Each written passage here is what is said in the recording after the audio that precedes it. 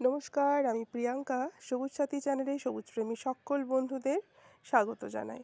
তো দেখতেই পাচ্ছেন জবা গাছের সামনে দাঁড়িয়ে আছি। এই দেখুন, দাঁড়ানো মাত্র একটা হলুদ পাতা চোখে পড়েছে, দেখেছেন? এটি মানে কি বলবো, কোনো ক্ষতিকারক নয়, এমনি পাতা ম্যাচিওরড হলেই হলুদ হয়ে যায়, এটির জন্য কোনো চিন্তার বিষয় নেই। তো এই যে দেখেছেন, এই জবার ভ্যারাইটির, এটা একটা দেশি ভ্যারাইটি জবা। এটা বিশাল বড় সাইজ হয়। কার কার বাড়িতে এই জবাটি আছে বলুন তো? আমার না গ্রাউন্ডে আর জায়গা নেই, তাই না ছাড়া এই গাছটিকে আমি গ্রাউন্ডেই বসাতাম, আরও অনেক বেশি ফুল পাওয়া যায়। টবের থেকে গ্রাউন্ডের গাছে তো ফুলের সংখ্যা বেশি হয়, আপনারা জানেন। এই যেমন ধরুন আজকে টবে 2টো ফুটেছে, বরঞ্চ 5 থেকে 6টা ফোটে টবের গাছে। আর গ্রাউন্ডে হলে তো গুণে শেষ করা যায় না। ওই যে আবার এইখানে একটা কুড়ি বড় হয়ে আছে, ওটা বোধহয় কাল ফুটবে। তো জবা গাছে তো আমি দিব্য ফুল পাচ্ছি, ফুল পাচ্ছি না তা নয়। এই গাছটি একটি ক্লোরোসিসের ভুগছে, একে একটু ভিটামিন দিতে হবে। তো জবা গাছে যে ফুল পাওয়া যাচ্ছে না সেটা কিন্তু নয়, বেশ ফুল পাচ্ছি। জবা গাছে বিশেষ কোনো পরিচর্যা আমি আজকে আপনাদের সঙ্গে শেয়ার করার জন্য কিন্তু আসিনি। এই যে দেখুন, এটাতেও বেশ ফুল দিচ্ছে, এই অরেঞ্জ জবাটা বেশ ফুল দিচ্ছে বেশ। এটা আমার হলুদ রঙের একটি থোকা ভ্যারাইটি জবা, এটাতেও কুড়ি আসছে কিন্তু ফুল নেই। এই যে দেখুন, ওই যে দেখেছেন লাল জবাটা, ওই যে জবার ভেতরে জবা, এইটা হচ্ছে কি বলে লক্ষ্মী জবাটা। আর এটা হচ্ছে আমার সেই বীজের জবাটা, কুড়ি আছে কিন্তু আজকে ফুল ফোটেনি। আর এটা তো বললাম হলুদ থোকা জবা, এটা নীল জবাটা। আর এটাও একটা সাদা জবা, সাদার ভেতরে লাল, এটা পুনে ভ্যারাইটি জবা। তো যাই হোক, সব গাছে হয়তো ফুল দেখাতে পাচ্ছি না, কিন্তু তারপর আমি অনেক বেলার দিকে এসেছি, তো সকালের দিকে যদি বা ফুটে থাকে। আমার হাজব্যান্ড পুজোর জন্য তো প্রায়ই ফুল তুলে নিয়েছে। তো জবা গাছে যাদের একদমই ফুল আসছে না তাদের জন্য একটা গোপন টিপস দিই। কী করবেন বলুন দেখি? বেশি কিছু বিশেষ পরিচর্যা নয়, জাস্ট টবের মাটিটা, টবে যদি ঘাস থাকে তাহলে ঘাসপালাগুলো একটু কুড়ে নিয়ে টবের মাটিটা একটুখানি খুশিয়ে একটু লাল পটাশ গাছের চারদিক করে টবের ধার বরাবর দিয়ে দিন। সেটা 1 চামচ মতো, বেশি নয় কিন্তু, হ্যাঁ, 1 চামচ মতো লাল পটাশ দিয়ে দিন, দিয়ে একটু জল দিয়ে দিন, ব্যাস দেখবেন ভরে ভরে গাছে ফুল পাওয়া যাবে। আর যারা রাসায়নিক সার ব্যবহার করতে চাইছেন না, ঘরোয়াভাবে ফুল পেতে চাইছেন, তাদের জন্য একটা টিপস বলি। সেটা হচ্ছে কলার খোসা হয় না, কলার খোসাটা শুকিয়ে ওটা মিক্সি গ্রাইন্ডে গুঁড়ো করে নেবেন। আর চায়ের পাতাটাও গুঁড়ো করে নেবেন, বুঝলেন তো?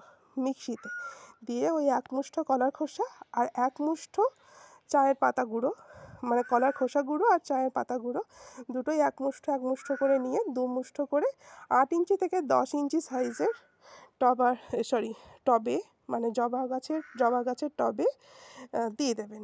গাছের ধার বরাবর মাটিটা একটুখানি খুশিয়ে নিয়ে দিয়ে দিলেই দেখবেন ভরে ভরে ফুল পাওয়া যাবে।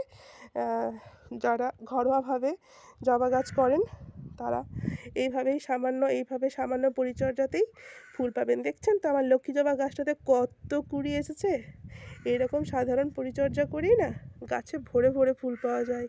দেখুন, হয়তো আমি বেশি ফুল দেখাতে পারছি না, কেন কি অনেকটা বেলার দিকে এসেছি তো আমি এখন, অনেক বেলা, এখন প্রায় 12:30 পৌনে 1টা বাজে। তো কত কুড়ি দেখাচ্ছি বলুন তো। আর এই যে এই ফুলগুলো দেখাতে পারছি কেন কি আমি বলেছি আমার হাইব্রিড ভ্যারাইটি জবা গাছে যদি ফুল ফোটে তুমি কিন্তু তুলবে না। তো ওই জন্য ওই ফুলগুলো তোলেনি। তো যাই হোক, এই যেমন ধরুন এইটাতেও আছে, এটা আমার একটা হলুদ জবা। বাবা, এই গাছটা তো যা অবস্থা হয়েছিল পোকা লেগে, কোনো রকমে ওষুধ দিতে ঠিক করেছি। এই যে এইটাও বেশ কুড়ি আসছে দেখুন, হ্যাঁ। তো এইরকমই এই ঘরোয়া টিপসগুলো ফলো করুন, দেখবেন আপনাদের জবা গাছেও না এইরকম ভরে ভরে ফুল আসবে, আর প্রচুর কুড়িতে গাছ ভরে যাবে, প্রচুর ফুলে ফুলে গাছ ভরে যাবে। ওই যদি ঘরোয়াভাবে করতে চান, 1 মুঠো, কী বললাম দেখছেন তো, কথায় কথায় ভুলে যাচ্ছি। হ্যাঁ, ঘরোয়াভাবে করতে গেলে 1 মুঠো কলার খোসা আর চায়ের পাতা গুঁড়ো করে দিয়ে দেবেন, 1 মুঠো করে 2 মুঠো। আর যদি রাসায়নিক সার দিতে চান তাহলে 1 চামচ মতো লাল পটাশ মাটিটা খুশিয়ে টবের ধার বরাবর দিয়ে সামান্য একটুখানি জল দিয়ে দেবেন, ব্যাস। এইটুকু ছোট্ট দুটো টিপস বললাম, একটা রাসায়নিকভাবে আর একটা ঘরোয়াভাবে। যার যেটা ইচ্ছা সে সেটা দিতে পারেন। এইরকমভাবেই গাছপালা করুন, খুব সাধারণভাবে করলেই গাছে এরকম পর্যাপ্ত পরিমাণে ফুল পাওয়া যাবে। আজকে এই পর্যন্তই। ভিডিওটি অত্যন্ত একটি শর্ট ভিডিওর মাধ্যমে শেষ করলাম। জবা গাছে ফুল পাওয়ার দুটি ছোট্ট ছোট্ট টিপস। যদি ভালো লেগে থাকে তো লাইক করে দেবেন। আর ভিডিওটি দেখার জন্য অসংখ্য ধন্যবাদ। আসলে আমি এখন ভীষণ অসুস্থ জানেন তো, তাই কথা বলতে বলতে খুব বেশি হাঁপিয়ে পড়ছি। হয়তো আপনাদের কথাগুলি বুঝতে একটু অসুবিধা হচ্ছে, তার জন্য অগ্রিম ক্ষমা প্রার্থী। আর এইভাবে আমার পাশে থাকার অনুরোধ রইল, চ্যানেলটি সাবস্ক্রাইব করার অনুরোধ রইল। আচ্ছা, আজকে এই পর্যন্তই। আর কথায় কথায় কথা বাড়ালাম না। ভালো থাকবেন সবাই। নমস্কার।